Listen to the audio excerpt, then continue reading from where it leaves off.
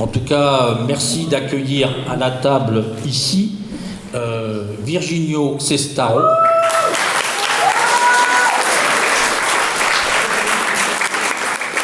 Candidat lorrain sur la liste La France Insoumise aux élections européennes.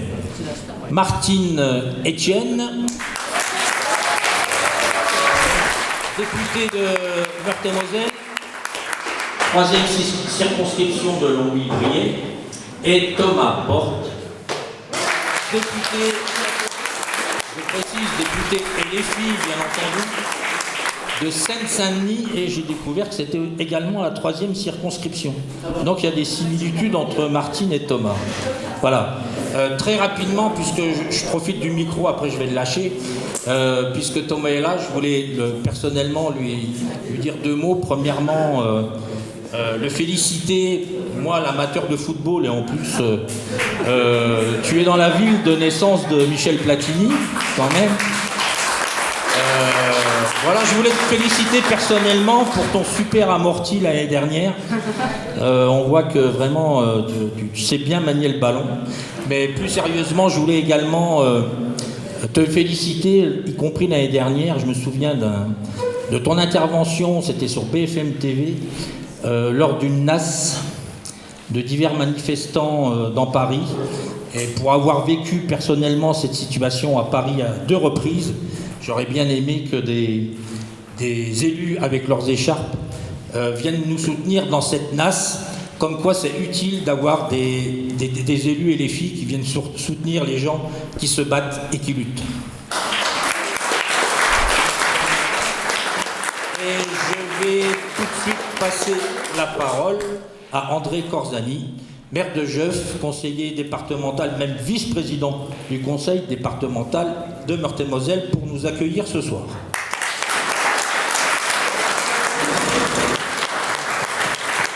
Quelques mots, puisqu'on m'a donné 2 minutes 30.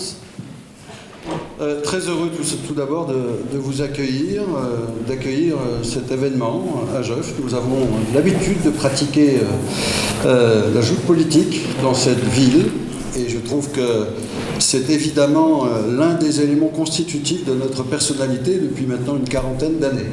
C'est important que nous donnions au débat et aux échanges politiques cette dimension.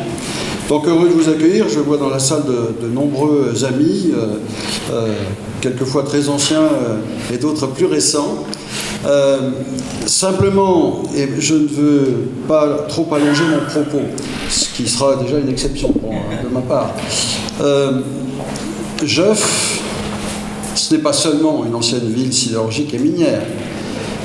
C'est une ville qui est confrontée complètement à des sujets qui sont de dimension européenne et qui souhaitent les affronter très frontalement. Alors, tout d'abord, évidemment, du point de vue de notre histoire, les questions européennes ont toujours été présentes. Je rappelle que l'ancienne communauté s'appelait la CECA, Communauté européenne du charbon et de l'acier, qui a laissé un triste souvenir, même si ce souvenir se délite un petit peu, mais néanmoins, il y a eu cette vision très négative, évidemment, de la construction européenne pour tout ce qui avait fait l'histoire de notre territoire. Je vais y revenir dans un instant. Et puis aujourd'hui, nous sommes confrontés de plus en plus fortement à un aspect globalement positif, je ne paraphrase pas en disant ça, mais surtout qui peut s'avérer avoir plusieurs versants. Je parle du transfrontalier. Sur les 4 villes de la vallée de l'Orne, Aubois, Aubécourt, Jeuf, Moutier, nous comptons à peu près 800 travailleurs frontaliers. 330 sur cette seule ville. Sur les communautés de communes de ce secteur, que ce soit Cœur de Peillot, c'est-à-dire Loup-du-Noir, et l'OLC, on aura une confluence. Sur la première, il y a un taux de progression en un an de 6,3% de salariés transfrontaliers. Sur ce bassin, 5%. Nous sommes les bassins qui voient le taux de salariat transfrontalier augmenter le plus vite. Alors que sur les bassins qui sont proches de la frontière, ce taux tend à se tasser, voire quelquefois nous allons vers la stagnation. Ce qui est évident à certains égards, mais je ne veux pas épiloguer. S'il y a des questions, nous pourrons y revenir. Il y a des incidences multiples sur ces questions-là, multiples. Et il y a, de plus en plus nombreux d'ailleurs, sont ceux qui disent il doit y avoir, on doit envisager un développement harmonieux entre le Luxembourg et les territoires voisins. Ça passe par la compensation, pas simplement fiscale. Si on la pose simplement sur le terrain fiscal, ça devient compliqué. En tout cas, compensation financière, je résume. C'est un combat de haute lutte qui est engagé chez nous depuis des dizaines d'années. Il connaît actuellement une accélération très nette. Et il va en connaître d'autres dans les semaines et les mois qui viennent, et le conseil départemental de Meurthe-et-Moselle va prendre sa place. Et ça part dans cette accélération. Je n'en dis pas plus, mais c'est une thématique forte sur notre territoire. Et je termine l'immigration. Ici, comme sur l'ensemble des villes du nord de Meurthe-et-Moselle, l'immigration occupe une place forte et originale.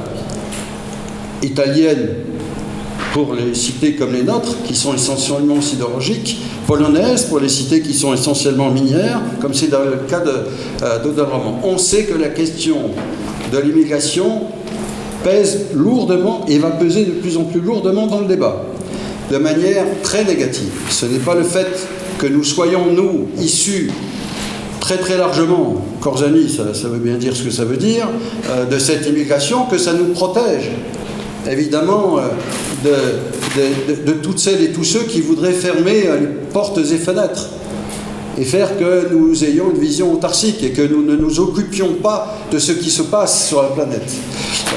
Néanmoins, il y a ce phénomène, il est lourd, il nous faut le combattre, et je termine par un clin d'œil, parce que déjà je crois que j'ai été au-delà.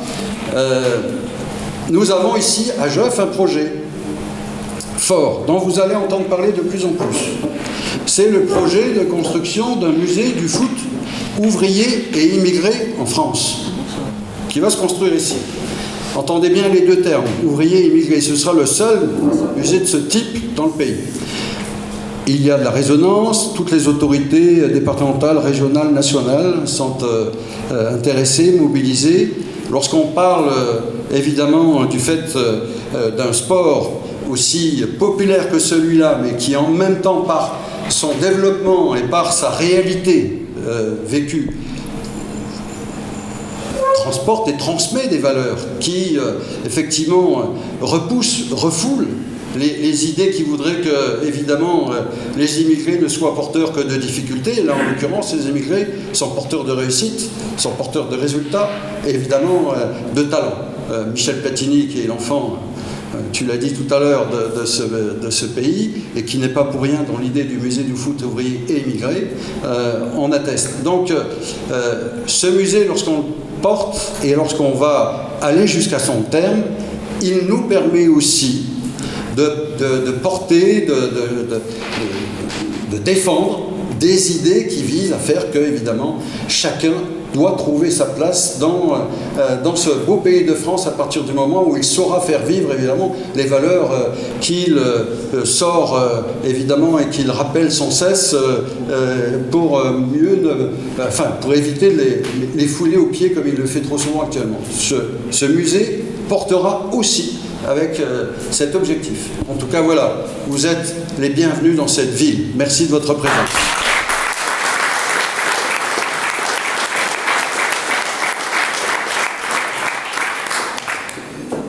Eh bien, merci André.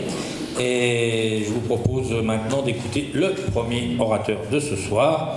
Je ne me trompe pas, tu es bien le plus jeune candidat de la liste, c'est ça? Oui, c'est ça. Toujours. Le plus jeune candidat de la liste des filles aux élections européennes, Virginio Cestaro. Je vais prendre le micro à la main, c'est mieux. Vous m'entendez bien? Alors bonsoir, bon, du coup je me présente, bon il n'y a pas de surprise comme il l'a dit, je m'appelle Virginio Cestaro, j'ai 20 ans, je suis le plus jeune candidat sur la liste de l'Union Populaire, je suis étudiant en droit et je viens non loin de là, de la vallée de la Fench, donc du coup à Famec. C'est ma 3e réunion publique, je crois, ouais, c'est ma 3e. Donc du coup, je suis un petit peu stressé, donc ne m'en tenez pas rigueur pendant, pendant la réunion publique. Donc du coup, moi je viens déjà pour vous parler de la liste de l'Union populaire. Donc c'est une liste qui a été approuvée à 92% par les insoumis et les insoumises. Elle est soutenue par la France insoumise, mais c'est un rassemblement qui est beaucoup plus large.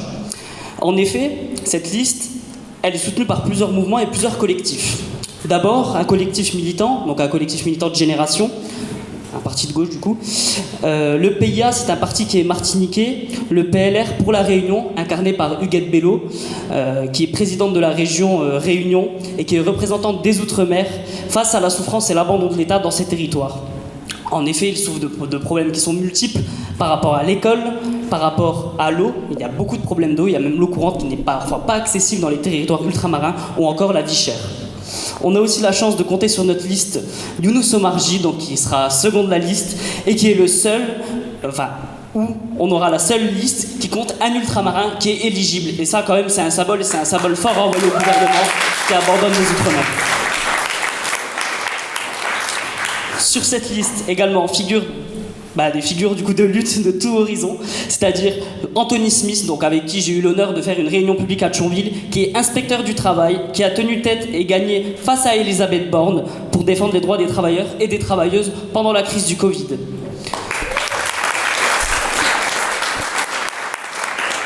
On a aussi Rima Hassan, militante franco-palestinienne pour le droit international, que les calomnies et les intimidations n'empêchent pas de porter la voix de la paix au Proche-Orient. Et on est fiers de la compter sur notre liste.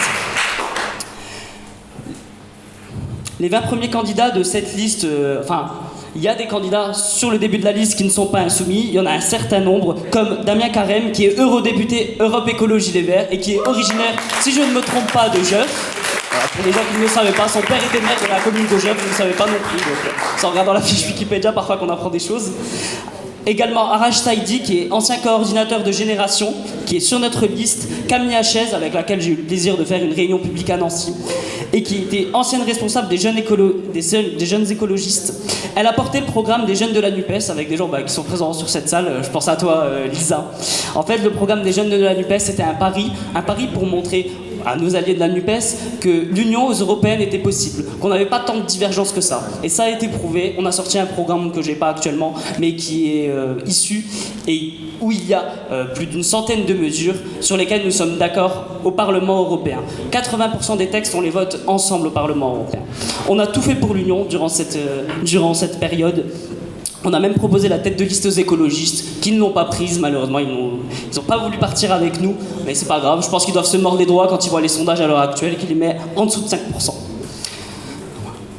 Donc notre liste, c'est la seule qui continue de porter le programme et l'esprit de la NUPES, qui a fait élire 151 députés, dont Thomas et Martine, qui sont présents ce soir. On peut les applaudir, je pense. Et ce programme, nous ne l'abandonnons pas. L'union, elle sera possible après les européennes, mais elle sera possible sur un programme qui sera de rupture, un programme de rupture. Pour cela, il faut que notre liste arrive en tête pour battre Macron et Le Pen en 2027, pour imposer une vraie alternative et un rapport de force dans le pays pour pouvoir le gouverner et pouvoir proposer une alternative qui soit crédible en fait. Voilà.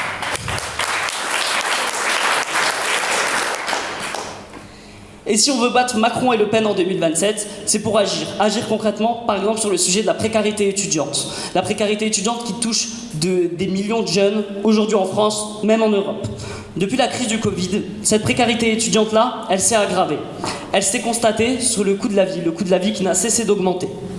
Dans un contexte inflationniste, les prix des denrées alimentaires n'ont cessé d'augmenter.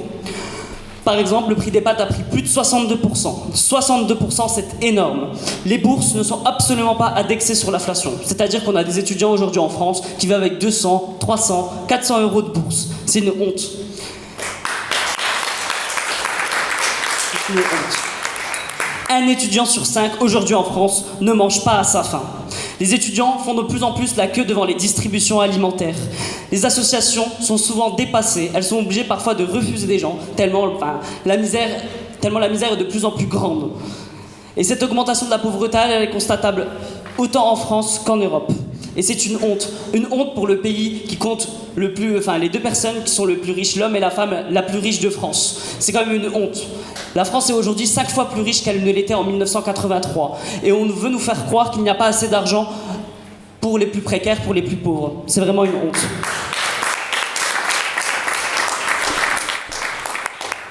Et à côté de ça, qu'est-ce qu'on dit aux étudiants? Eh ben, on leur conseille d'aller travailler à côté de leurs études. C'est ce qu'ils font pour 41% d'entre eux. 41% qui ont besoin d'aller travailler pour vivre à côté de leurs études.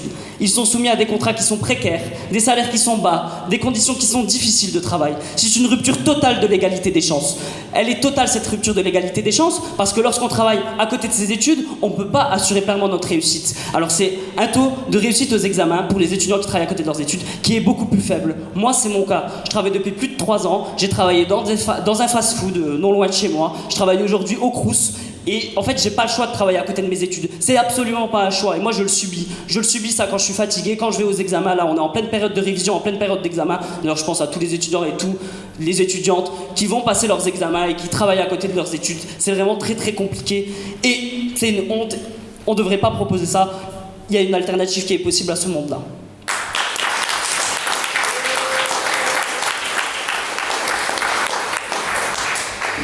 À côté de ça, on a aussi l'hypocrisie de ce gouvernement qui, lorsqu'il faut voter le repas à 1 euro, vote contre, n'y va pas et appelle des députés dans l'urgence pour aller voter contre. C'est vraiment une honte. Donc nous, notre proposition face à cela, au niveau européen, c'est la mise en place d'une allocation d'autonomie jeunesse au-dessus du seuil de pauvreté, c'est-à-dire 1158 € en France et à l'échelle européenne, dès 16 ans pour les élèves de l'enseignement professionnel. Parce qu'on n'en peut plus en fait, on étouffe de plus en plus. C'est pour ça qu'on propose également un blocage des prix sur les denrées alimentaires pour ne pas laisser le peuple, les jeunes, face à la prédation du marché, face à la spéculation de ce marché qui est devenu complètement dingue et qui pense au fric au lieu de penser aux gens.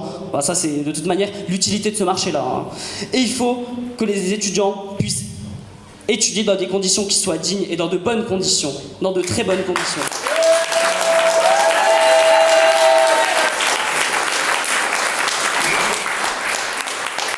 Donc on réclame des conditions dignes d'études, mais aussi dignes de vie, c'est-à-dire aussi au niveau du logement. En effet, le mal logement touche de nombreux étudiants qui font face à des problèmes. Par exemple, des appartements qui sont sujets aux passoires thermiques. En gros, des passoires thermiques qui laissent rentrer à choix le chaud ou le froid. L'insalubrité, c'est-à-dire des cafards, des rats, des moisissures. C'est même constaté en Lorraine, que ce soit à Metz ou à Nancy, dans les logements Crous, qu'ils soient logements publics ou des logements privés, des logements qui font face à des problèmes d'insalubrité très larges. Il y a aussi un manque de logement, un manque cruel de logement, et les étudiants, on les laisse encore une fois pour compte. Et face à ce manque de logement-là, qu'est-ce qu'a fait le gouvernement? Qu'est-ce qu'il a fait? La bonne solution, c'est de réquisitionner 3263 logements pour les Jeux Olympiques qui vont arriver. 3263 logements Crous qui vont être réquisitionnés. On met clairement les étudiants à la rue. Et ça, c'est une honte. C'est une honte dans un pays comme la France qu'on mette les étudiants à la rue. En plus de mettre les étudiants à la rue, qu'est-ce qu'ils font au loyer Crous? Ils les augmentent de 3,5%. Bah oui, en plein contexte inflationniste, on augmente les loyers. Bah oui, c'est ça le monde de misère que propose Macron et qu'approuve Le Pen. Aujourd'hui, en France. À côté de ça, on a aussi une augmentation des prix de l'électricité qui est de l'ordre de 45%, 66%, oui, vous avez bien entendu, des jeunes se privent de chauffage aujourd'hui en France. Donc nous, ce que nous réclamons au niveau européen, c'est une baisse des prix de l'électricité en encadrant les marges. Cette baisse des prix de l'électricité, elle se fera en sortant du marché européen d'électricité. C'est pour ça que sur notre liste, nous comptons Marine Lamezure, qui tous les jours au Parlement européen se bat pour sortir de ce marché européen de l'électricité. Nous, on a des députés qui servent à quelque chose au Parlement européen, des députés qui votent des textes en faveur du peuple, et pas des Bardella qui se pointent jamais au Parlement européen et qu'après qui vient taper sur les personnes les plus précaires. Ça, c'est une honte. Alors il faut aller voter le 9 juin, contre ce monde de misère qu'ils veulent nous imposer.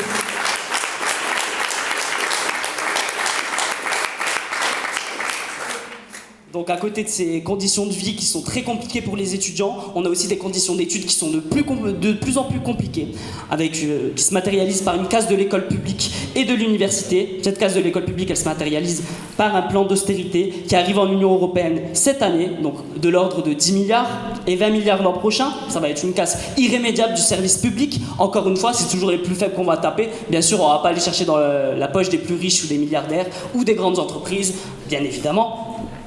Donc on casse le service public, un service public qui normalement remplit son rôle de réduction des inégalités. Donc c'est un constat simple qu'on fait de ce gouvernement qui ne veut pas réduire les inégalités et qui veut de plus en plus les augmenter. À l'école publique, le constat, c'est un manque de profs, des rémunérations qui sont de plus en plus basses, des conditions de travail de plus en plus compliquées, des profs non remplacés. Dans le 93, il me semble, dans ton département, Thomas, c'est 2 ans de moins sur la scolarité des élèves à cause du manque de profs. Les bâtiments sont aussi laissés à l'abandon, problèmes d'amiante, d'isolation, de fuite d'eau, les classes sont surchargées, on a en moyenne, on peut avoir parfois 40 élèves par classe, ces conditions d'études ne sont pas dignes. C'est pour ça que les étudiants et les étudiantes se mobilisent. Ils se mobilisent dans les lycées du 9-3 pour réclamer des conditions d'études qui soient dignes. Ils se mobilisent aussi dans mon ancien lycée, moi j'ai eu le plaisir de voir la mobilisation dans mon ancien lycée à Famec, pour réclamer le remplacement des profs qui sont absents. Et ça, c'est pas normal que les profs soient pas remplacés quand on est, peu importe où on est en France, que ce soit en zone périphérique, en zone rurale ou en zone populaire. Parce que les moyens sont donnés aux établissements privés. Ah bah oui, bien sûr, on les arrose de subventions publiques. 12 milliards, c'est à peu près 12 milliards, on l'estime à peu près dans ces eaux-là. Parce qu'en fait, le ministère ne veut pas nous donner les réels chiffres, les chiffres des moyens qu'il donne à l'enseignement privé. Pas plus tard qu'hier, on a Valérie Pécresse, la présidente de région Île-de-France, qui a retiré ses financements aux étudiants de Sciences Po. Ah oui, elle a retiré ses financements aux étudiants, à l'école de Sciences Po. Voilà. Alors qu'elle arrose chaque année de 900 000 euros, l'école privée Stanislas, qui a fait polémique avec la fameuse ministre de l'enseignement privé, Madame Oudéa Castéra, qui met ses enfants dans une école bourgeoise, réac, tous les pires clichés, tout ce qu'on ne veut plus voir aujourd'hui dans notre société. Et moi aujourd'hui, je souhaite remercier et féliciter les étudiants de Paris, de Sciences Po et des IEP, que ce soit Strasbourg, Rennes, etc., parce qu'ils se mobilisent pour la paix et pour la paix dans le monde. Et ça, on peut leur en féliciter. De ça, de ce courage.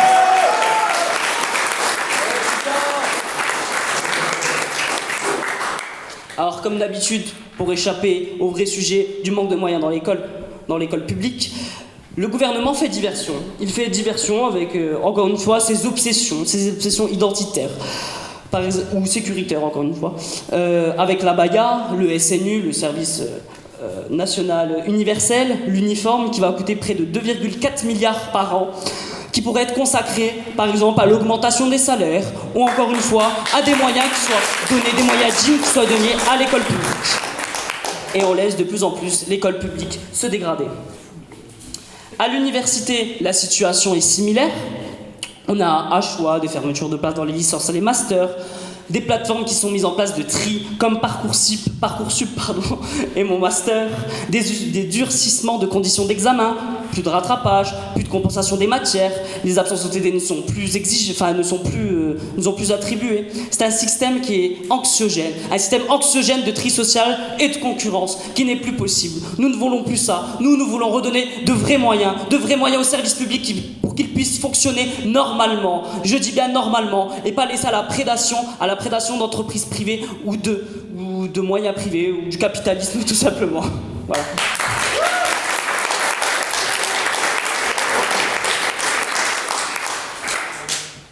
Donc, comme l'a rappelé monsieur le maire de Jeuve tout à l'heure, on est sur des terres qui sont anciennement industrielles ou qui le sont encore toujours, en partie. C'est des territoires qui étaient industriels et qui ont subi la délocalisation et un abandon certain de l'État. Un abandon certain de l'État qui n'a pas voulu mettre les moyens nécessaires pour préserver ces filières d'excellence qui faisaient la fierté de nos territoires il fut un temps. C'est pour ça que nous refusons l'entrée de nouveaux pays dans l'Union européenne, tant qu'il n'y a pas une harmonisation écologique et sociale. Une harmonisation écologique et sociale pour qu'on se mette aux normes de l'Union européenne. On a déjà eu des pays qui rentraient dans l'Union européenne, des pays d'Europe de l'Est, qui n'avaient pas les mêmes conditions de travail que nous, pas les mêmes salaires que nous, pas les mêmes normes écologiques. On les laisse entrer dans l'Union européenne. En fait, ce qu'ils font, ces dirigeants de grandes entreprises, de grandes usines-là, ils délocalisent à l'étranger. C'est ce qui s'est passé pour énormément d'usines du coin. Et c'est quand même une honte de laisser le peuple, les ouvriers et les ouvrières dans cette situation-là. Ces territoires, ces travailleurs et ces travailleuses, eux, ils ont fait la France, au contraire de ceux d'en haut. Ils ont été abandonnés par l'État et par une classe politique qui a trahi la classe ouvrière, avec des promesses qui ont été vaines. Ces gens sont lâches, ils sont lâches. Des promesses ont été faites, que ce soit, comme exemple, à Gandrange, M. Sarkozy qui était venu dire que la Syrie ne fermerait pas. Le constat, c'est qu'aujourd'hui, elle a été dynamitée en 2023, en septembre 2023, elle a été dynamitée. Aussi Florange, avec M. Hollande, qui était venu sur piquet de grève, qui avait dit que les usines ne fermeraient pas, qu'il préserverait tous les emplois. Au final, on peut voir on peut dire le cadavre des hauts fourneaux d'Ayange, qui sont dans un déclin inexorable. Et c'est des territoires qui sont de plus en déclin et abandonnés de plus en plus par l'État. Même ici à Geoff, avec la fermeture des industries sidérurgiques. Et c'est quelque chose qui tue nos territoires et qui les tue profondément. Il fut un temps, moi je viens de la vallée de la Fench, la vallée de la Fench faisait la fierté de la France. C'était plus de 30 hauts fourneaux qui s'élevaient dans le ciel de la vallée de la Fench, et autant de mines. C'était sa période d'âge d'or. Mais les crises économiques et les fermetures en cascade des mines et des usines sidérurgiques ont plongé la vallée dans un déclin qui est inexorable. Les usines de Wendel ou encore les usines de la SMK, la Société Métallurgique de Knutange, ont fait la fierté de la France. C'est les premières et les deuxièmes productrices de fer en France.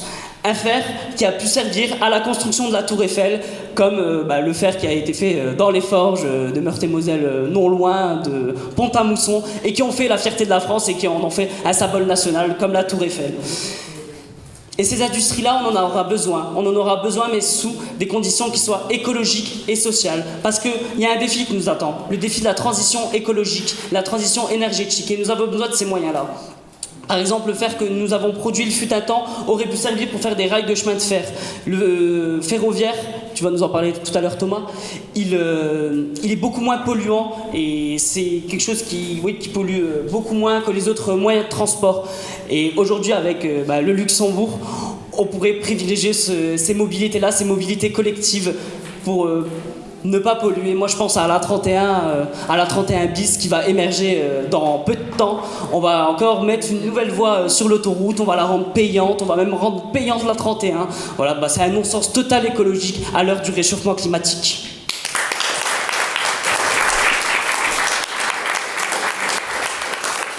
Et cette fierté et ce savoir-faire-là, il a quasiment disparu. C'est pour ça que nous plaidons pour un protectionnisme écologique et social pour les dernières industries qui nous restent et une relocalisation. Parce que nous avons besoin de cette industrie-là. Rien que dans l'industrie pharmaceutique. Nous avons les pénuries durant la crise du Covid. Ce n'est plus possible d'avoir des usines qui sont à l'autre bout du monde. Ce n'est plus possible. Il faut qu'elles soient aux normes, que ce soit écologiquement ou socialement parlant.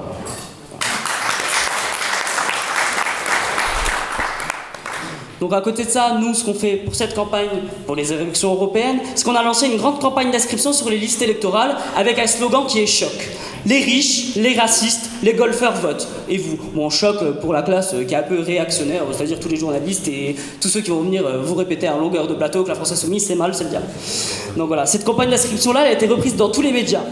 Ils nous ont dit que c'était une insulte de dire que les personnalités publiques votaient. Bah oui, c'est vraiment une insulte de dire que Bernard Arnault et Éric Zemmour votent. Enfin, c'est sûr, vu leur tendance, vu leur position réactionnaire et bourgeoise, c'est sûr pour dire que c'est une insulte de dire qu'ils votent. À côté de ça, on a 70% des retraités les plus riches qui iront voter. En parallèle, on a 70% des ouvriers qui ne comptent pas aller voter. En fait, on a presque un suffrage qui est censitaire. C'est-à-dire que c'est les plus riches, les plus privilégiés qui iront voter parce que c'est les seuls, entre guillemets, qu'on inclut dans cette élection. On ne veut pas inclure les classes populaires. On ne veut pas. Et ça se matérialise par le fait que 12 millions de personnes, oui, 12 millions de personnes sont non inscrites ou mal inscrites aujourd'hui en France. C'est pour ça qu'avec cette campagne d'inscription sur les listes, nous voulons inscrire les personnes sur les listes électorales, comme c'est dit. Et c'est souvent les personnes les plus précaires qui ne sont pas inscrites sur les listes électorales. Parce que c'est toujours celles qu'on va laisser sur le bas-côté. C'est aussi des classes qui ont été déçues, complètement déçues par cette classe politique incompétente, cette classe qui a trahi. On les laisse sur le bout du chemin. Et nous, faut qu'on les ramène. Il faut qu'on les ramène dans cette élection pour les faire voter le 9 juin. Il faut qu'on aille les chercher. Il faut aller les chercher un par un. C'est ce qu'on a fait durant cette campagne. Parce que ce n'est pas normal. C'est des gens à qui on a fait des promesses. On a donné un certain espoir et un espoir qui a disparu. Nous disons, il y a un autre monde qui est possible. Un autre monde qui est encore possible. C'est pour ça que le 9 juin, il faut nous donner la force de tout changer et qu'il faut balayer ce monde-là, balayer ce monde de misère qu'il nous propose. Alors vous avez jusque demain pour vous inscrire en ligne pour ceux qui ne sont pas faits, pour ceux qui ne l'auraient pas fait, pardon, et jusqu'au 3 mai en mairie. Et il faut le dire à tous ses proches, tous ses amis, toute sa famille, d'aller voter et de s'inscrire en amont sur les listes électorales. Donc la campagne, elle est bien lancée, nous, en tout cas en Lorraine. Il y a des actions partout en Lorraine, partout sur le territoire. À Metz, à Thionville, dans la vallée de la Fench, dans le pays de Sarrebourg, à Forbach, à Nancy, dans le PIO, ici même. D'ailleurs, je souhaite remercier et féliciter les militants qui ont œuvré pour la réussite de cette réunion publique. On voit, ça fait bien ça le comble.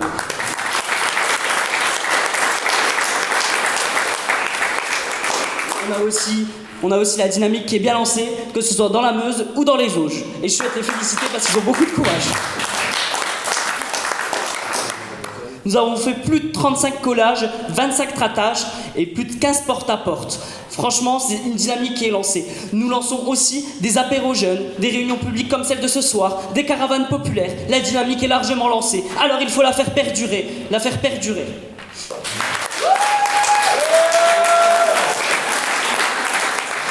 Et cette élection-là, elle ne se fera pas sans une composante principale de la société, c'est-à-dire les jeunes, qui ont été 73% à s'abstenir aux dernières européennes. C'est seulement 30% des 18 à 24 ans qui envisagent d'aller voter le 9 juin. Les jeunes sont mal inscrits ou non inscrits sur les listes parfois. C'est 2 millions d'entre eux qui sont souvent inscrits dans la commune de résidence de leurs parents. Alors nous, face à cela, chez les jeunes insoumis, ce que nous avons fait, c'est qu'on a lancé une grande campagne aussi d'inscription auprès des jeunes. T'es où le 9 juin ? T'es où le 9 juin ? Eh ben le 9 juin, si t'es pas inscrit sur les listes, tu vas t'inscrire sur les listes électorales. Si t'es inscrit dans la commune de résidence de tes parents, eh ben tu regardes bien si t'es dans la commune de résidence de tes parents ou dans ton lieu d'études. Et si tu ne peux pas aller voter, eh ben tu fais une procuration. Parce qu'il faut aller voter. Il faut aller voter contre la précarité étudiante, contre le mal logement et contre cette société de misère qui veulent nous imposer.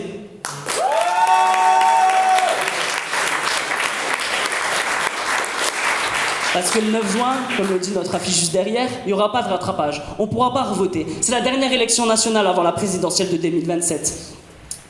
Et il n'y a qu'un seul tour à cette élection. Et ça, il ne faut pas l'oublier parce qu'il y en a beaucoup à la fin du temps imparti pour aller voter, qui y vont et qui avaient oublié. Donc il faut bien informer les gens et les tenir informés de ces informations-là. J'ose le rappeler quand même, que plus de 50% des jeunes âgés de 18 à 24 ans ont voté pour Jean-Luc Mélenchon en 2022. C'est le vote qui a été majoritaire chez les jeunes. Peu importe ce que peuvent vous dire les médias, peu importe ce que peuvent vous dire les sondages, ou cette classe politique-là qui est dépassée, une classe politique de pourris, qui n'aurait plus rien à faire aux responsabilités.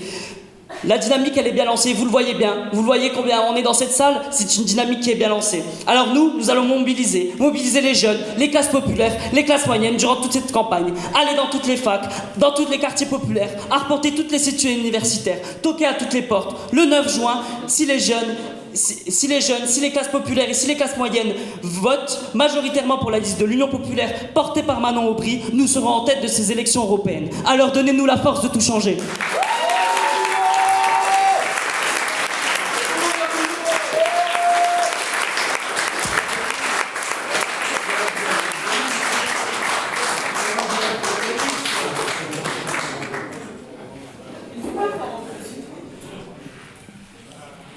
Eh bien, merci Virginio pour la fougue de ta jeunesse. Il m'a juste un petit peu devancé, je regardais un peu les gens dans la salle et effectivement je voulais saluer, je revoyais un peu les têtes, je voulais saluer les militantes insoumises et insoumis qui sont présents ce soir et qui, il y a 2 ans en arrière, arpentaient les rues de la circonscription, les marchés, les fêtes, enfin, etc. C'est peut-être bientôt la fête de la grenouille à Geoff, André, non ? Ça, bientôt. Et les remercier, les filles, les gars, on a bossé, on a gagné. Et je voulais aussi remercier la présence du maire de Saône, parce qu'il y a des élus qui ont soutenu cette candidature de Martine il y a 2 ans en arrière, André notamment, et Adrien Zolfo, le maire de Saône, qui est présent dans la salle. Et puisqu'on a bossé, on a gagné, eh bien, on a porté sur les bancs de l'Assemblée nationale celle qui nous représente aujourd'hui dignement sur ces bancs, Martine Etienne.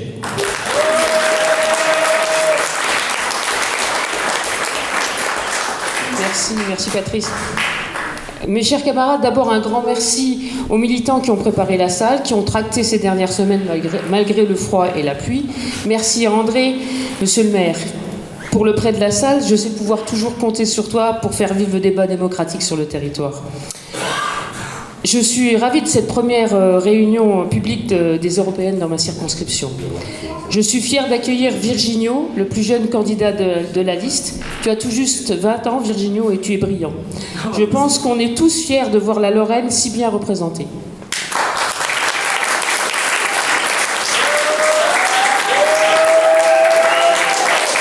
Et je suis également fière d'accueillir Thomas Porte, député de la Seine-Saint-Denis.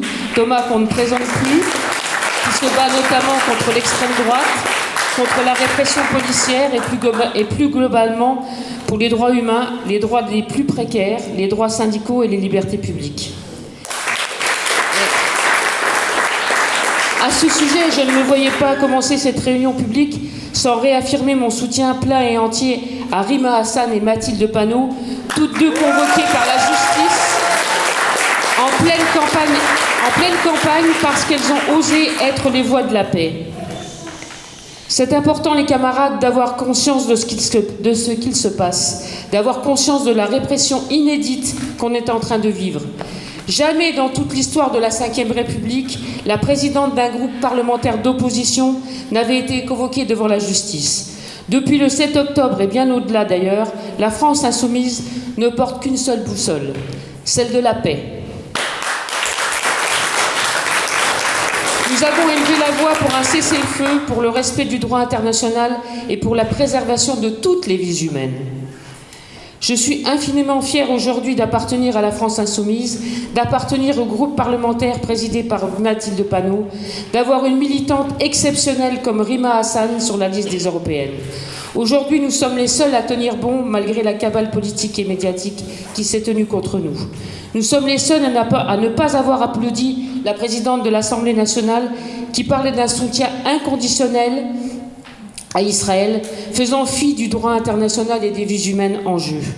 Aujourd'hui, nous pouvons collectivement être fiers de ça.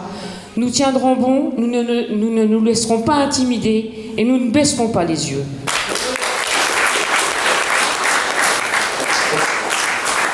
Et sur le sujet qui nous réunit maintenant, je pense que vous en avez tous entendu parler.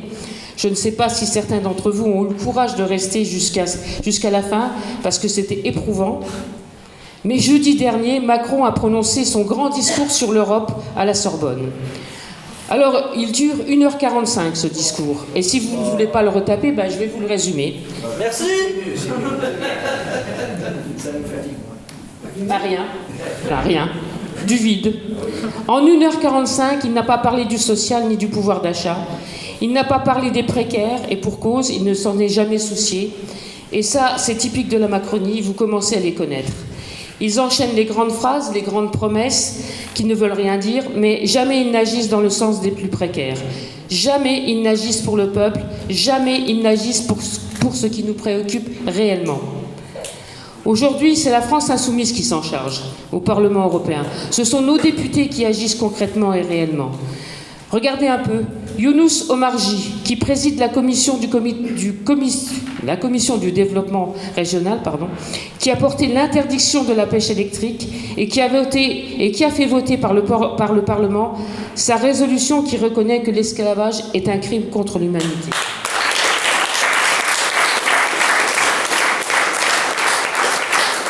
Regardez Marine Armesure, qui a été la seule à se battre contre la fin du bouclier tarifaire sur les prix de l'électricité. Regardez nos victoires les plus récentes. Par exemple, la semaine dernière, le Parlement européen a adopté la directive sur les travailleurs des plateformes, portée par Leila Chaibi,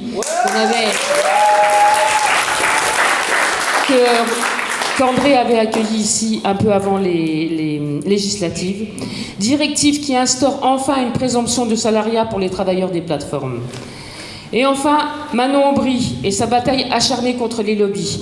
Elle a réussi à faire adopter sa directive sur le devoir de vigilance des multinationales pour que toutes les victimes de violations des droits humains, de pollution, de saccage de l'environnement par les multinationales puissent porter plainte devant les tribunaux européens, obtenir justice et réparation et faire payer les multinationales qui ne pourront plus faire leur profit par l'exploitation des travailleurs.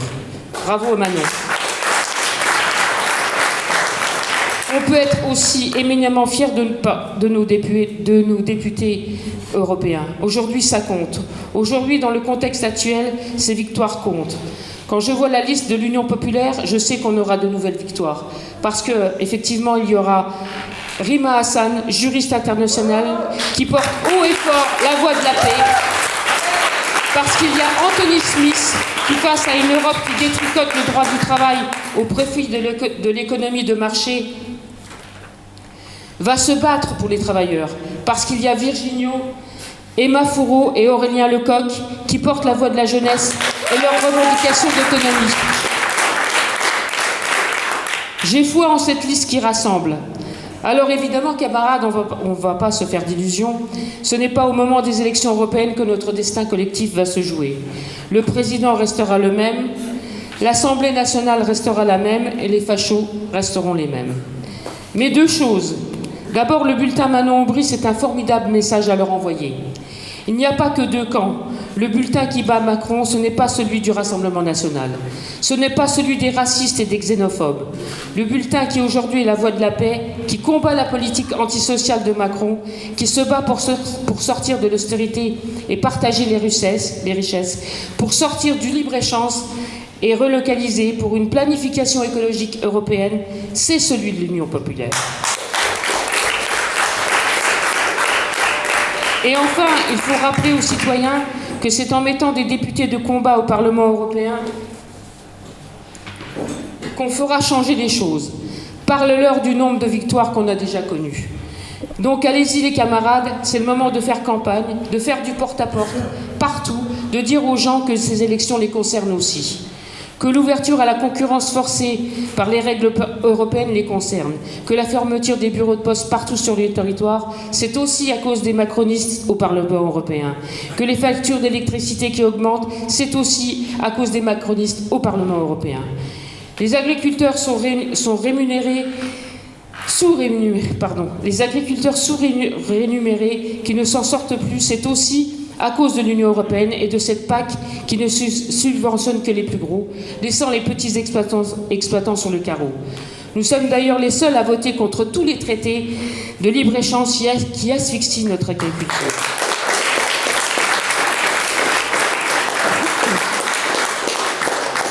Aujourd'hui, il n'y a qu'une seule liste qui se bat contre les racistes, contre les va-t-en-guerre.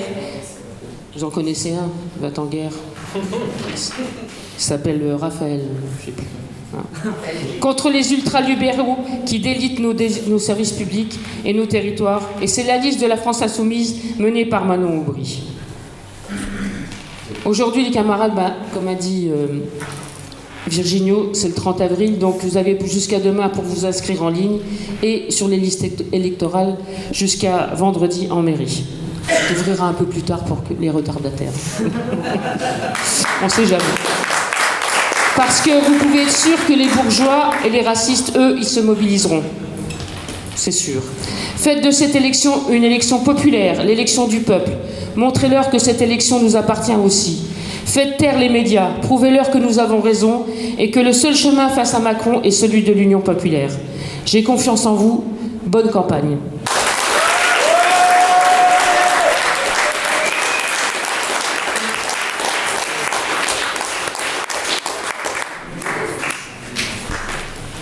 Eh bien, sans grande introduction, parce que je crois que Thomas partira assez vite, parce que je crois qu'il a un rendez-vous télévisé sur Metz un peu plus tard.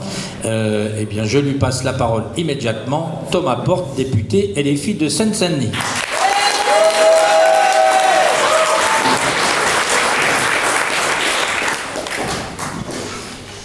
Bonsoir à toutes et à tous. Évidemment, je m'associe aux remerciements qui ont été faits aux militantes et aux militants qui ont permis que cette réunion publique, elle se tienne. Moi, je suis très heureux de venir ici, d'abord pour soutenir le Benjamin de la liste, pour soutenir et pour être avec Martine. Je remercie l'accueil de monsieur le maire. Et en tant qu'ancien petit-fils de mineur dans le Tarn, puisque je suis né à Carmaux, c'est un plaisir d'être dans ces territoires-là qui sont l'histoire de notre pays et qu'il ne faut absolument pas abandonner aux mains de l'extrême droite, et j'en dirai un mot tout à l'heure. C'est important d'avoir des réunions publiques et de mener campagne, parce que l'élection européenne n'est pas une élection qui fait rêver, et pas une élection dont on parle. Et souvent on entend, c'est pas une élection qui va concerner votre vie quotidienne, c'est une élection qui est très éloignée des préoccupations des gens. Laissez les autres s'occuper des affaires européennes et n'allez pas voter. Tu l'as très justement rappelé, il y a une importance capitale à aller s'inscrire sur les listes électorales. Il y a une importance capitale à parler autour de vous de cette élection européenne du 9 juin pour dire que oui, l'élection du 9 juin, elle va concerner la vie des gens et que ce qui est voté aujourd'hui au Parlement européen, ça a des conséquences concrètes sur vos vies quotidiennes. Ça a des conséquences concrètes sur les services publics, sur les questions d'austérité, sur les questions de santé, de sécurité, sur les questions de paix. Et effectivement, Emmanuel Macron nous a fait son grand discours à la Sorbonne il y a quelques jours. D'abord, je remarque que quand Emmanuel Macron fait de la politique dans une université, ça ne semble poser de personne un problème dans ce pays. Mais quand Jean-Luc Mélenchon veut prendre la parole à Lille dans une université, on l'interdit. Donc on voit bien qu'il y avait une interdiction politique à destination de Jean-Luc Mélenchon et de Rima Hassan.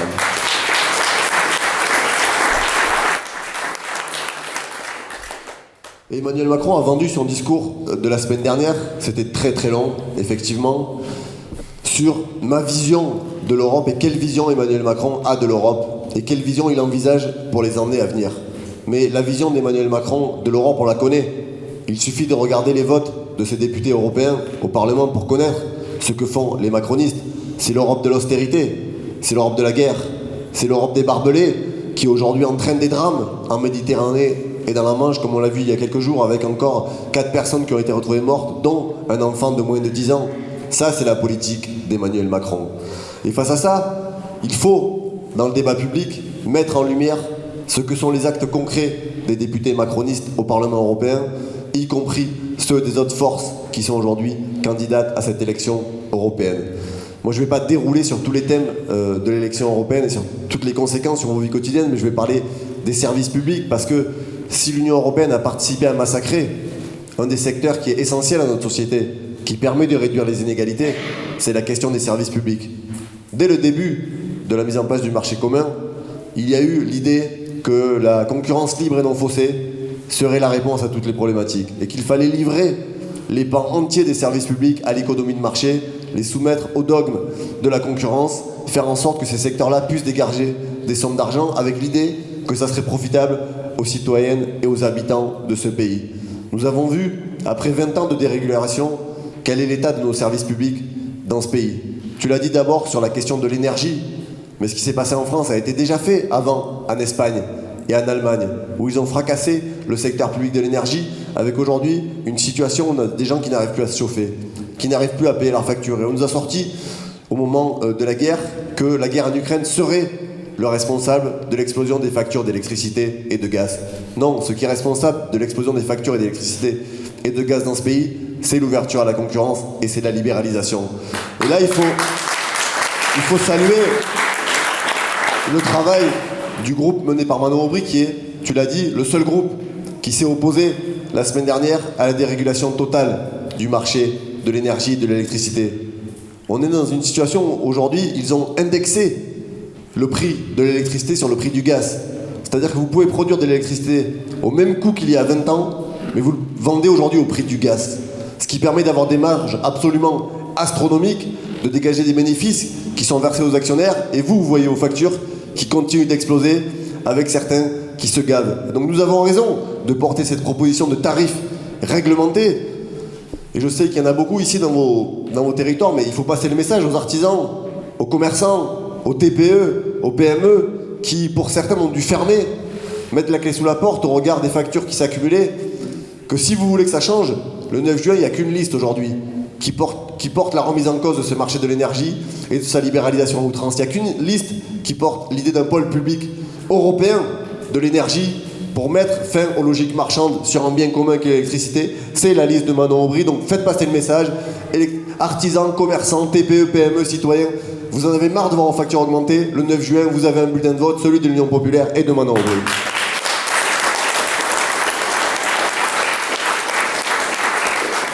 Je vais évidemment dire un mot sur un secteur qui est très cher pour moi, qui est le ferroviaire, puisque avant d'être parlementaire, j'étais cheminot.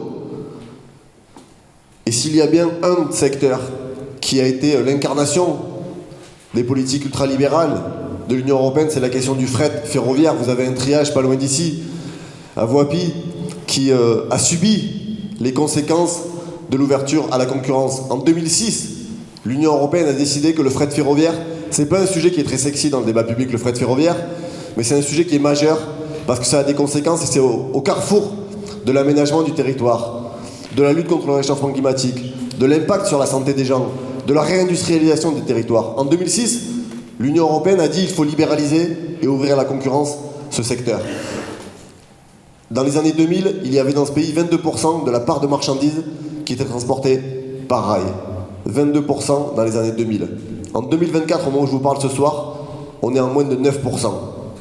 Il y avait 15 000 cheminots qui travaillaient à Fret SNCF en 2000. Ils sont moins de 5 000 aujourd'hui. Pour un secteur, le secteur des transports, c'est 30% des émissions de gaz à effet de serre dans ce pays, 95% par la route. Et le gouvernement Macron qui s'est fendu, là aussi, de grandes annonces sur le fret ferroviaire. Dès la sortie du Covid, Emmanuel Macron a dit « Nous allons faire du fret ferroviaire une priorité ». Jean Castex est venu quelques semaines après à la télé dire « Nous allons mettre des millions d'euros ». Jean-Baptiste Djebbari, l'ancien ministre des Transports, a dit la même chose. Clément Beaune a exactement repris les mêmes termes. Sauf qu'aujourd'hui, la seule décision qui a été prise par le gouvernement français sur l'avenir de ce secteur essentiel, c'est ce qu'on appelle une procédure de discontinuité. Pour éclaircir un peu ce que ça veut dire, en janvier 2023, la Commission européenne a déclenché une plainte contre Fret SNCF qui aurait reçu des aides illégales de l'État français. Et ils ont dit une distorsion de concurrence, donc vous ne respectez pas les règles de concurrence, vous avez été aidé par l'État français, donc il faut rembourser les 5 milliards d'euros que vous avez touchés depuis un certain nombre d'années. Évidemment, après l'explosion de la SNCF en 2018, déjà par le gouvernement Macron, Fret SNCF n'est pas en capacité de payer 5 milliards d'euros aujourd'hui. Cette procédure, elle a aussi été ouverte en Allemagne, par exemple, avec la Deutsche Bahn, mais le gouvernement allemand n'a pas fait le même choix que celui français.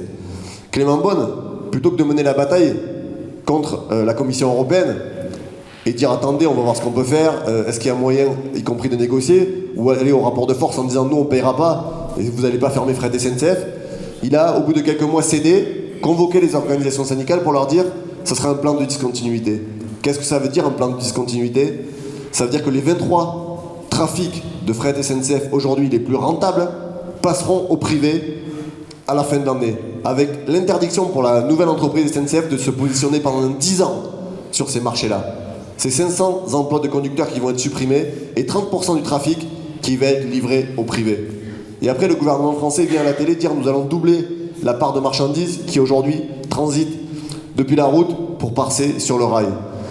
C'est un scandale écologique, social et sanitaire parce qu'on parle beaucoup de rentabilité et de coûts. Le fret ferroviaire, il a une rentabilité qui ne se comptabilise pas, qui est celle écologique et sanitaire. Depuis 2006 et l'ouverture à la concurrence, il y a eu 2,3 millions de camions supplémentaires qui ont été jetés sur les routes en France avec l'ouverture à la concurrence. Quand vous supprimez un train de 35 wagons, c'est 55 camions de 32 tonnes en plus sur les routes. Voilà les choix politiques du gouvernement français. Chaque année, c'est 100 milliards d'euros la pollution de coûts sanitaires pour les finances publiques de l'État, pour les hospitalisations, pour les arrêts maladie, pour les accidents sur la route. 40 000 personnes par an dans notre pays décèdent prématurément pour cause de pollution. Le dernier rapport au niveau de l'Europe dit 230 000. Et souvent, les gens qui habitent dans des quartiers populaires, à côté de grands axes autoroutiers, qui subissent déjà la précarité énergétique, tu l'as très bien dit, dans leur logement, et qui en plus subissent une pollution atmosphérique issue des choix du gouvernement français. Et qu'est-ce qu'ont fait les députés européens d'Emmanuel Macron ces dernières semaines? Ils ont été votés en faveur d'une directive qui est passée au Parlement européen qui va autoriser désormais les camions de 60 tonnes à circuler. Aujourd'hui, on est sur 44 tonnes, ce qui est déjà énorme. Et ils ont voté le fait que nous allons avoir des camions de 60 tonnes qui vont pouvoir circuler partout sur le territoire national. Et là aussi, Manon Aubry est la seule candidate aujourd'hui avec l'Union populaire à porter une proposition très claire, c'est le retrait de la procédure de discontinuité qui va amener l'opérateur public ferroviaire à disparaître et à sortir Fret SNCF des logiques de concurrence et avoir une entreprise 100% publique, unifiée et intégrée pour mettre fin à ce scandale social, sanitaire et écologique.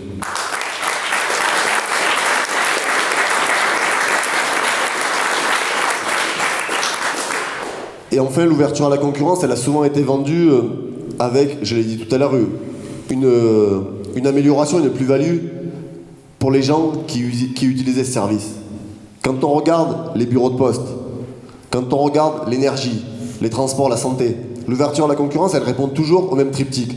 C'est 1, une baisse de services rendus aux usagers. 2, une explosion des tarifs. Et 3, des conditions sociales au rabais pour les salariés.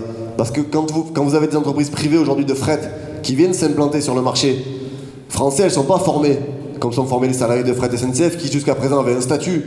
Et le statut, ça veut dire une formation, ça veut dire un haut niveau de sécurité qui est essentiel dans un secteur de transport de marchandises où vous transportez quand même sur les rails des matériaux ou des matières premières qui sont extrêmement dangereuses, qui sont accidentogènes.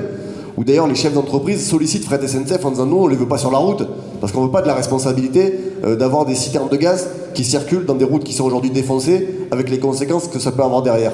Donc il faut vraiment porter cette question des services publics qui, je crois, concerne tous les citoyens de ce pays sur le fait que nous ne voulons pas d'une Europe libérale qui détricote les services publics pour les livrer au marché. Et encore une fois, la seule liste qui porte la question des services publics avec des syndicalistes, tu l'as dit avec Anthony Smith, avec des gens qui s'engagent avec Marina Mesure qui porte la question des morts au travail depuis des années, c'est la liste de Manon Aubry.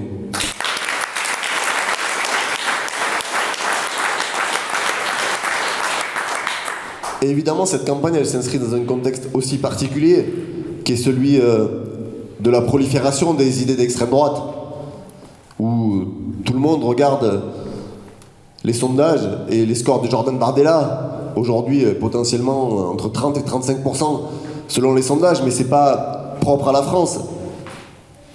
De la Hongrie de Viktor Orban à l'Italie de Giorgia Meloni, en passant par aujourd'hui les Pays-Bas, par le Portugal qui, pour la première fois depuis la fin de la dictature, a vu entrer 12 parlementaires d'extrême droite lors des dernières élections législatives, nous constatons qu'il y a une montée des idées d'extrême droite et de leurs représentants politiques. C'est évidemment pas un message défaitiste que je suis venu passer, mais au contraire un message offensif. Rien n'est inéluctable. Mais il faut pointer aussi les responsabilités de celles et ceux qui sont aux affaires dans notre pays et au sein de l'Union européenne. Parce que quand vous reprenez les termes, les propos et les propositions de l'extrême droite pour en faire des lois nationales ou européennes, vous banalisez, vous légitimez un courant politique qui a participé aux heures les plus sombres de ce pays. Tu l'as très bien dit, et Gabriel Attal incarne cela. C'est quand même le ministre de l'Éducation nationale qui a commencé son premier mandat de ministre de l'école publique sur une polémique raciste autour de l'abaya qui au final a concerné 25 personnes dans ce pays sur 12 millions d'élèves. C'est le Premier ministre qui veut imposer l'uniforme à l'école, dont ni les syndicats n'en veulent, ni les parents d'élèves, ni les citoyens, qui est une proposition du programme de Marine Le Pen. Gabriel Attal a fait une conférence de presse l'autre jour sur les annonces à destination de la jeunesse, qui sont en vérité des annonces sécuritaires où on parle d'internat, de couvre-feu. Là aussi, je vous invite à aller regarder le programme de Marine Le Pen en 2017. C'est copier-coller de ce que proposait la candidate de l'extrême droite. Et puis on a eu la loi immigration, il y a quelques semaines, qui là a fait rentrer des pans entiers du programme carrément de Jean-Marie Le Pen, notamment sur la question du droit du sol, une idéologie profondément raciste. Ces gens sont responsables d'avoir fait le choix de prendre les mots de l'extrême droite. Et ça répond à une stratégie politique qui est celle qui est développée par Olivier Véran, qui s'appuie sur l'exemple du Danemark. Olivier Véran, au moment de la loi immigration, il nous avait interpellés en disant « Nous allons faire reculer l'extrême droite, tandis que vous n'êtes pas un rempart à l'extrême droite. » Et Olivier Véran, il s'appuie sur le Danemark. Parce que le Danemark, il y a encore 15 ans, l'extrême droite faisait 22 à 25% aux élections présidentielles. Aujourd'hui, politiquement, elle n'existe plus en termes de score électoral. Elle fait 4 à 5% aux dernières élections, elle n'a quasiment plus de députés. Sauf que les idées d'extrême droite qui étaient portées il y a 22 ans par un parti d'extrême droite, elles sont aujourd'hui y compris portées par le Parti social-démocrate danois. Nous, notre politique, c'est de faire disparaître l'extrême droite aussi bien dans les urnes qu'idéologiquement.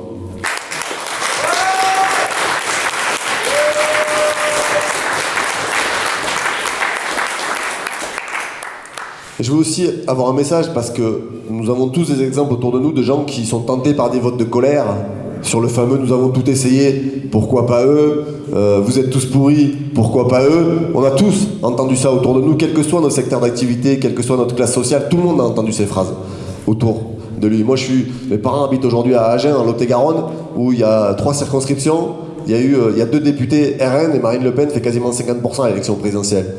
Et pourtant, c'est pas un territoire où il y a de l'insécurité, c'est pas un territoire où il y a de l'immigration, c'est un territoire où tout est calme, et si vous avez une voiture qui brûle le soir dans un parking, c'est l'événement du mois.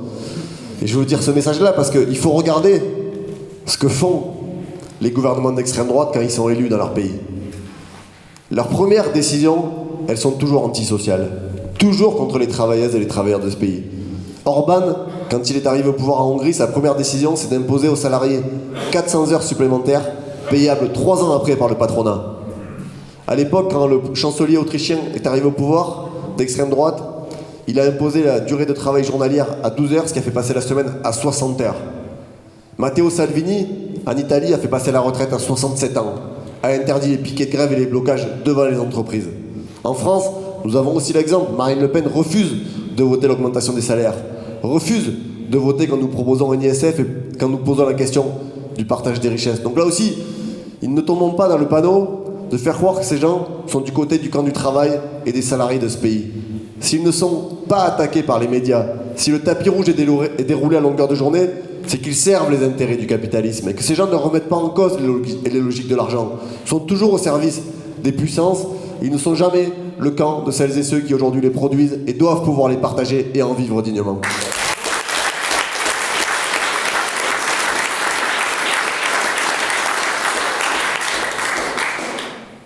Et l'extrême droite, évidemment, on la combat en portant un projet de rupture alternatif, radical, qui offre une perspective.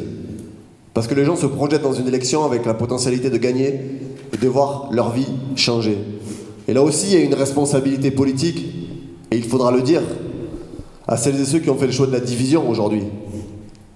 Dans un moment où nous avons besoin de se rassembler sur un contenu clair qui était celui du programme aux législatives, qui a fait rentrer 150 parlementaires de la NUPES, nous avions les moyens très concrets de repartir ensemble aux élections européennes. Un autre choix a été fait. Et ce choix, évidemment, on le regrette aujourd'hui, mais nous n'oublierons pas demain les responsabilités de ces gens qui ont fait le choix des calculs d'appareil pour quelques sièges supplémentaires au final, et qui auront permis que nous ayons peut-être, le soir du 9 juin, une extrême droite dans ce pays à 35 ou 40%. Avoir un candidat d'extrême droite à 40% et une liste de la gauche rassemblée à 35%, ça changerait très clairement la donne dans ce pays. Des gens sont responsables et il faut aussi le dire autour de vous, que ces gens sachent d'où vient la responsabilité de la division. Elle n'est pas de notre côté, nous avons toujours voulu rassembler et nous continuons à rassembler et nous sommes la seule liste de gauche à compter des candidates et des candidats qui viennent de toutes les organisations politiques de la NUPES avec qui nous étions ensemble aux élections législatives.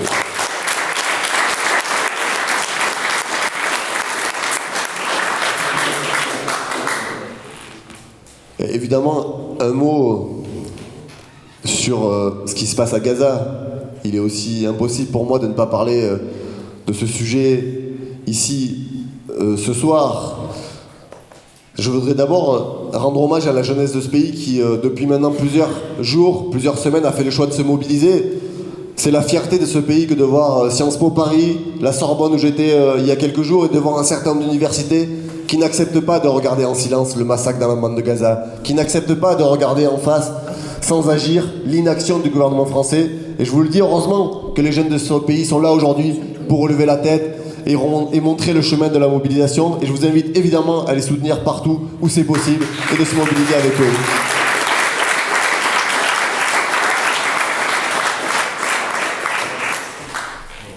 C'est important de parler de ce qui se passe à Gaza. Une journaliste me demandait lundi, je crois, sur la mobilisation de la Sorbonne, mais pourquoi vous faites que parler de la Palestine? C'est une élection européenne, c'est un calcul politique, pourquoi vous parlez de ça? J'ai dit on parle de ça parce qu'il y a un massacre. Au moment où on se parle ce soir, c'est plus de 34 000 morts. Et je prends la jauge basse des morts. Les experts militaires disent que c'est 2 à 3 fois plus sur un conflit d'une telle dimension, sur un territoire aussi réduit, avec aussi peu d'infrastructures aujourd'hui de soins. C'est la première guerre où les gens ne peuvent pas quitter leur territoire. Ça n'a jamais existé, une guerre sur un territoire qui est fermé. et empêcher les gens de sortir. Et au moment où on se parle, 34 000 morts, c'est 145 par jour depuis le début de la guerre. C'est 6 par heure, c'est 1 toutes les 10 minutes dans la bande de Gaza. On a 14 000 enfants. C'est plus que sur les 4 dernières années dans le monde si on prend l'ensemble des conflits. On a 200 humanitaires assassinés par l'armée israélienne. C'est du jamais vu depuis 30 ans. On a quasiment 130 journalistes aujourd'hui. Et les chiffres là aussi sont bas. On a 350 soignants qui ont été visés délibérément par l'armée israélienne. Évidemment que nous ne nous tairons jamais face à ce qui se passe dans la bande de Gaza. Heureusement qu'il y a une force politique, et moi aussi je te rejoins, je suis fier de faire partie d'une organisation politique qui n'a pas changé d'une ligne sa position politique au regard des intimidations et au regard des menaces.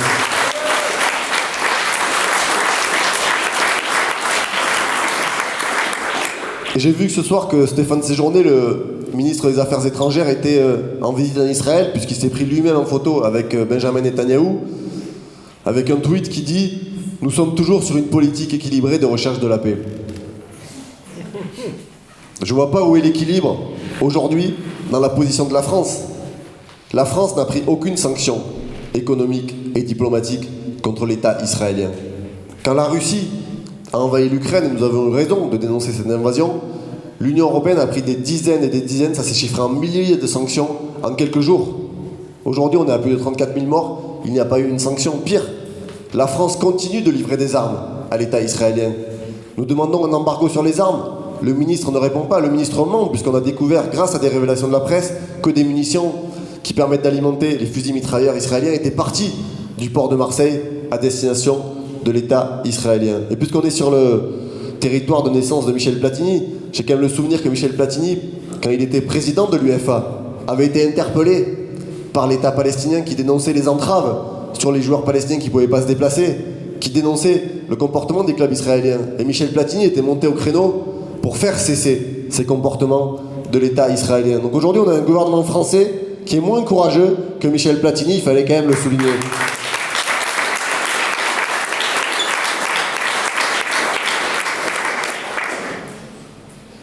Et nous avons franchi un seuil avec ce qui s'est passé avec Rima et avec Mathilde. C'est la première fois depuis le début de la Ve République, tu l'as dit, qu'une présidente de groupe parlementaire est convoquée sur la base d'un communiqué de presse. C'est inédit dans ce paysage politique. Et nous avons eu un échange cet après-midi lors des QAG, les questions au gouvernement, où Emmanuel Bompard a interpellé le garde des Sceaux pour lui dire dans quel pays on se trouve pour criminaliser les voies de la paix. C'est pas la Russie de Poutine, c'est pas la Hongrie d'Orban, c'est même pas l'Italie de Meloni, c'est la France de Macron aujourd'hui qui cible des syndicalistes, des militants associatifs, des enseignants, des universitaires. Et le garde des Sceaux s'est fendu d'une réponse où il a dit « Je suis en train de me venger quelque part suite à la plainte que vous aviez déposée contre moi ». Il y avait une plainte qui avait été déposée, vous vous rappelez, avec la Cour de justice de la République. Et Éric Dupond-Moretti a ressorti cette fameuse phrase cet après-midi en disant « Vous êtes les amis des mollahs ». Parce que le grand sujet du moment, c'est de savoir si nous soutenons ou pas le régime iranien, puisqu'il y a eu une vidéo qui a circulé sur les réseaux sociaux qui se félicite de la position des étudiants français sur les mobilisations. Moi, j'ai répondu aux journalistes, mais quand vous recevez Jordan Bardella, est-ce que vous l'interrogez sur les gens qui partagent ses tweets? Est-ce que vous lui demandez s'il est d'accord avec les groupuscules néo-nazis et fascistes qui partagent ses tweets dans des boucles? Est-ce que vous demandez ça à ces gens-là?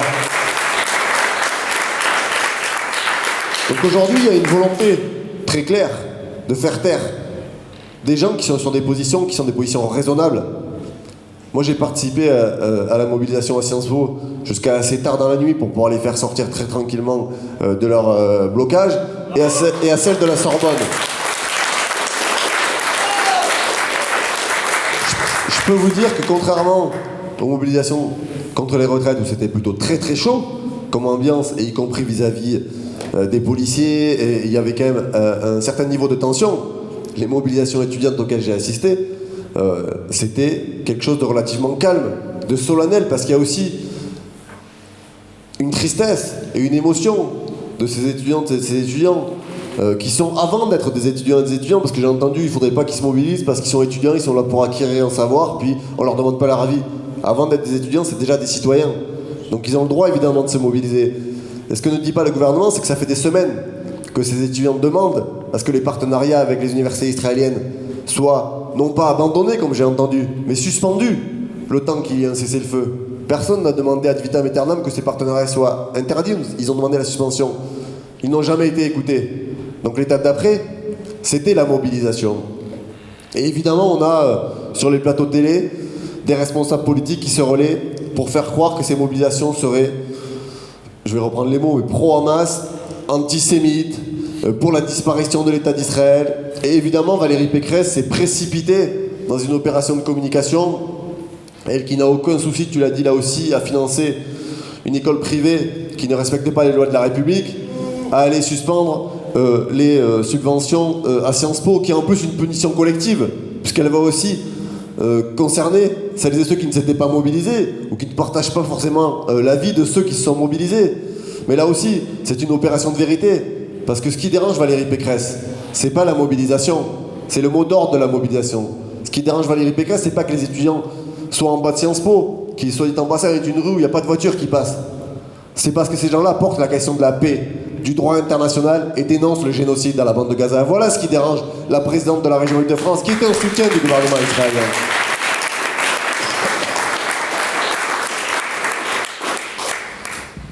Je vais terminer en disant que la période, elle est difficile, c'est vrai, parce que nous passons nos journées à être calomniés, diffamés, attaqués. Je fais partie de ceux, je l'ai appris aujourd'hui, mais qui vont très certainement dans les prochains jours recevoir une convocation pour aller m'expliquer sur mes soi-disant positions sur la question palestinienne. Mais il faut aussi mesurer qu'en dehors de l'atmosphère des dirigeants politiques de ce pays qui sont des soutiens inconditionnels à l'État israélien, comme l'a pu le faire Yael Braun-Pivet, qui ne s'est pas contacté de l'afficher dans l'Assemblée, qui a été en Israël avec des criminels de guerre. On a aujourd'hui des ministres qui continuent de fermer les yeux sur ce qui se passe. Il y a une différence entre cette atmosphère-là, les journalistes de plateau, qui sont toujours avec les mêmes questions, et ce que ressentent le peuple français et les citoyens de ce pays. Il n'y a pas de majorité en France pour soutenir un génocide. Il n'y a pas de majorité en France pour accepter que des Palestiniens, que des femmes, des hommes et des enfants soient massacrés. Et nous sommes du bon côté de l'histoire. Et au final, il y aura des gens qui pourront se regarder dans une glace, et ils sont là ce soir. C'est des gens qui n'ont jamais cédé aux intimidations, qui n'ont jamais pris les positions que les médias demandaient qu'ils prennent, qui n'ont jamais voulu accepter l'inacceptable. Qui peut accepter, en 2024, d'avoir un génocide filmé en direct par des criminels de guerre, des militaires israéliens qui revendiquent leur action, qui se mettent en scène dans les maisons des Palestiniens et des Palestiniens, qui se mettent en scène en faisant exploser des universités. Parce que je ne l'ai pas dit, mais c'est aussi une guerre contre l'éducation. Il n'y a plus une université aujourd'hui à Gaza, il n'y a quasiment plus d'hôpitaux. Ça devient déjà, et ça sera un endroit inhabitable. On a déjà des premiers éléments, on regarde du nombre de tonnes de bombes qui ont été déposées, de la pollution du sol, de l'eau, qui va rendre impraticable en termes de culture pendant des années ce territoire-là, qui est déjà une prison, comme je l'ai trop souvent entendu. Oui, Israël est responsable de ce qui se passe dans la bande de Gaza. Israël contrôle l'intégralité des points d'entrée de la bande de Gaza. Moi, je fais partie de la délégation qui est allée à Rafah, donc au point frontalier côté Égypte, pour porter une parole de paix, et surtout pour casser le discours qui veut que le gouvernement israélien dise c'est la faute de l'Égypte si l'aide humanitaire ne rentre pas aujourd'hui dans la bande de Gaza. Je vais vous expliquer de manière assez rapide comment ça se passe. L'aide humanitaire, pour arriver à Rafah, elle arrive d'abord à El Arish. C'est la grosse ville avant la frontière. Tout est stocké au Croissant Rouge égyptien. Les camions doivent faire 100 km de latéralité pour aller à un point de contrôle tenu par les Israéliens. Il y a 4 niveaux de contrôle, avec des chiens, avec du matériel électronique, du matériel humain. Le camion fait 100 km à nouveau pour revenir à la porte de Rafah. Là, les Israéliens décident s'ils rentrent ou pas. L'Égypte n'a pas son mot à dire. Elle a simplement des militaires qui sont à l'entrée, elle reçoit les directives de l'armée israélienne et elle ouvre ou pas les portes. Israël autorise une ambulance par jour à passer le point frontalier de Rafah pour aller dans la bande de Gaza, sans savoir après ce qu'elle va devenir, puisque à l'époque il y avait des communications. Aujourd'hui elles sont coupées, donc ce que racontent les membres du Croissant Rouge égyptien, ils ne savent pas ce que vont devenir les ambulances. Ils ne savent pas si leurs collègues vont arriver vivants, si elles vont être ciblées. Ils ont des exemples de véhicules qui transportaient de l'aide humanitaire et de l'aide alimentaire qui ont été ciblés. Et on a vu des conteneurs entiers remplis de produits qu'Israël bloque, des duvets, parce qu'ils ont une couleur verte et que ça pourrait faire des drapeaux pour le Hamas. Voilà le niveau aujourd'hui de blocage de l'État israélien. Des caisses de jouets pour enfants, parce qu'ils considèrent qu'une fois que les jouets seront vidés, on pourrait transporter des munitions, ça pourrait faire un double usage pour des personnes dans la bande de Gaza. Donc il y a un blocage qui est organisé, et c'est pour ça que la colère des étudiantes et des étudiants et de l'ensemble de ce pays, elle est aujourd'hui très forte. Parce qu'au-delà du massacre organisé par une armée planifiée, il y a l'arme de guerre de la famine qui est utilisée. Non seulement on laisse des gens sous des bombes en leur demandant de ne pas pouvoir s'abriter, et au moment où on se parle, on ne sait pas si l'offensive à Rafah va avoir lieu. Et on est très inquiet puisque Netanyahou a communiqué ce soir en disant qu'il y ait une trêve ou pas, mon armée rentrera à Rafah. Tous les experts, et les États-Unis le savent, Rafah c'est 1,3 million de personnes aujourd'hui sur 20% du territoire de la bande de Gaza.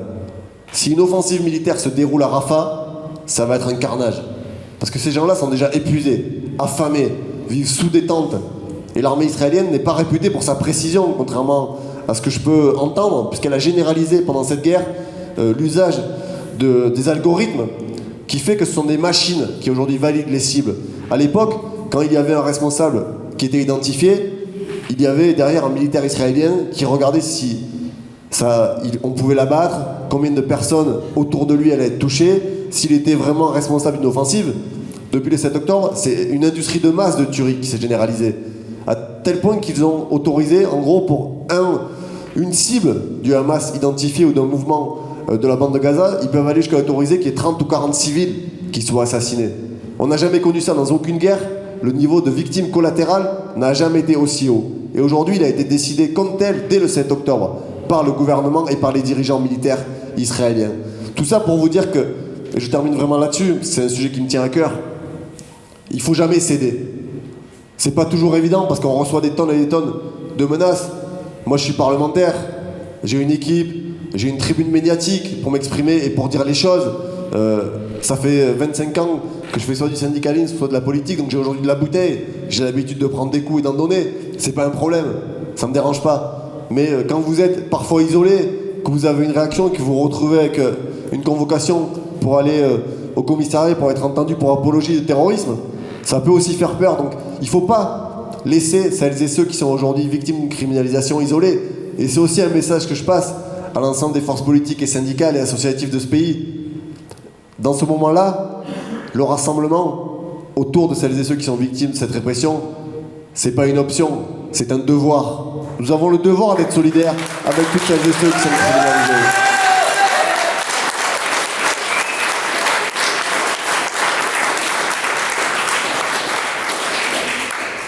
Encore une fois, je voulais vous remercier pour ce moment parce que c'est vraiment important. Et partout où nous faisons des réunions publiques, c'est des démonstrations de force. Ce soir, il y a plus de 1000 personnes qui sont réunies à Grenoble sur un meeting avec Manon Aubry. Et contrairement à ce que je peux entendre sur les sondages qui s'accumulent, d'ailleurs sortir un sondage quotidien à 2 mois et demi d'une élection, ça veut rien dire. Parce qu'en vérité, pour que les journalistes aient des choses à raconter sur le plateau télé, il faut expliquer que telle courbe elle baisse, telle courbe elle augmente, que les gens se croisent, sinon le soir vous n'avez rien à raconter. Mais surtout, ce que les sondeurs nous ont déjà fait le coup au premier tour de l'élection présidentielle, où Jean-Luc était à 14, à 16 et il finit à 22%. Parce que ces gens ont déjà dans leur logiciel néolibéral acquis la certitude que l'ensemble des classes populaires de ce pays, des quartiers populaires, n'iront pas voter à cette élection. Ils les considèrent comme des gens qui ne se déplacent pas dans les urnes. Ils les considèrent comme des gens qui sont abstentionnistes par définition. J'étais avec Nadège Abou-Mangoli, ma collègue députée du 93, la semaine dernière pour faire un porte-à-porte à Aulnay-sous-Bois. J'ai été agréablement surpris par le fait que les gens savaient qu'il y avait une élection le 9 juin. Et ça, c'est aussi le fruit de notre organisation politique, des militantes et des militants qui n'ont eu de cesse de se déployer, qui continuent d'être partout sur les marchés au porte-à-porte pour porter l'exigence d'avoir un vote massif, de continuer ce que nous avons fait à l'élection présidentielle et à l'élection législative. Il y a un seul vote de rupture à gauche dans ce pays, c'est le vote pour la liste de Manon Aubry. Je vous invite à vous mobiliser et le 9 juin, on vote pour Manon Aubry.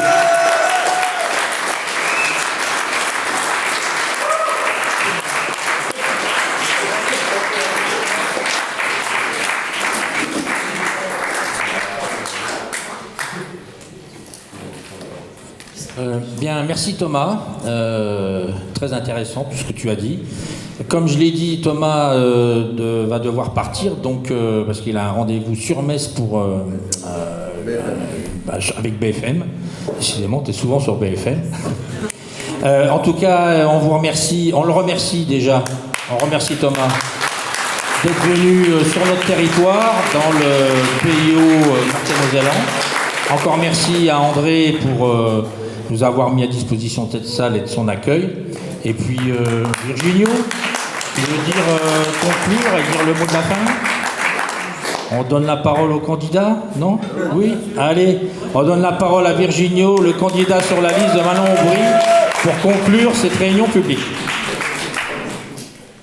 Mais je vais conclure tout simplement en vous remerciant d'avoir été là ce soir et en vous appelant à la mobilisation sur le terrain, ou même si elle n'est pas forcément sur le terrain, qu'elle soit auprès de votre famille, auprès de vos proches, auprès de vos amis, pour leur dire d'aller voter le 9 juin. Parce que si seulement 50% des électeurs de Jean-Luc Mélenchon en 2022 votent pour la liste de l'Union populaire, on peut faire élire 20 députés européens et faire 20% à ces élections européennes. C'est quand même un grand espoir, donc il faut aller voter et faire voter.